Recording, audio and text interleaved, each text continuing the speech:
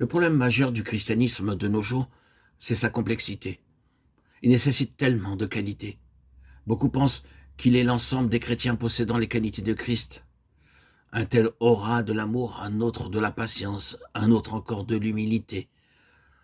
Nous aspirons tous à ces choses, c'est pourquoi nous les recherchons.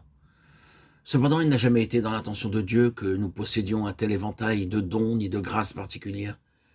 Il désire tout simplement nous faire entrer dans l'héritage que nous avons en son Fils. C'est une personne qu'il nous présente et non pas un amoncellement de choses spirituelles. L'incompréhension de la pensée de Dieu à ce sujet est cause de beaucoup de chutes dans la vie de ses enfants. Lorsque des incroyants découvrent qu'ils sont pécheurs, qu'ils comprennent dans leur cœur que c'est ce genre de personnes que Christ veut sauver, ils viennent à lui pour être sauvés et ils ont alors l'expérience de sa grâce salvatrice. Mais ils prennent conscience tôt ou tard que cette expérience ne satisfait plus tous leurs besoins. Alors, ils demandent et font une expérience de plus. Avec chaque nouveau besoin, ils font de nouvelles requêtes pour combler leurs besoins spirituels. Aujourd'hui, ils prient pour ceci, demain pour cette autre chose, et les jours suivants pour quelque autre chose. Le nombre des choses demandées peut s'accroître, mais même lorsque les choses reçues correspondent à celles qui ont été demandées, elles ne peuvent jamais satisfaire le véritable besoin. Dans le dessein de Dieu, Christ n'est pas seulement le donateur de tout ce dont nous avons besoin, il est tout ce dont nous avons besoin. Reconnaître cette réalité procure de la vitalité au christianisme. Ceci contraste avec ce christianisme qui met l'accent sur des formes extérieures. Pour notre instruction, considérons ce que déclare la parole de Dieu. Dans son évangile, Jean rapporte les paroles de Jésus, « Je suis le chemin et la vérité et la vie ».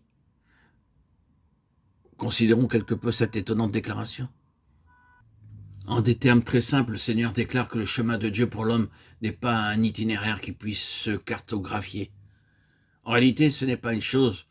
Son Fils est son unique moyen pour atteindre sa finalité. « Je suis le chemin », dit Jésus, et il ajoute « Nul ne vient au Père sauf par moi ».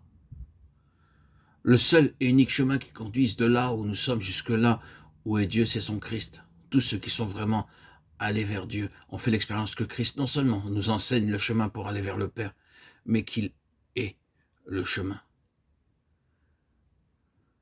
Beaucoup de chrétiens conçoivent la vérité comme étant la doctrine qui traiterait de sa personne. C'est lui-même. Jean rappelle que Christ a dit « Je suis la vérité ». La chose ne peut pas être plus claire. Et Jean cite cette haute déclaration faite par notre Seigneur concernant la vérité. « Vous connaîtrez la vérité vous affranchira ».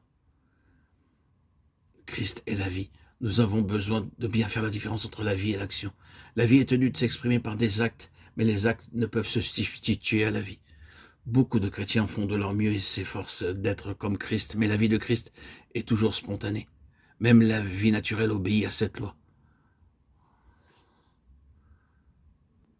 Comment nos yeux voient-ils? Comment nos oreilles entendent-elles? Nous ne faisons pas toujours des efforts conscients pour tâcher de voir ou d'entendre. Nous ouvrons simplement nos yeux et nous voyons. Nous ouvrons nos oreilles et nous entendons. Un effort excessif est signe de maladie.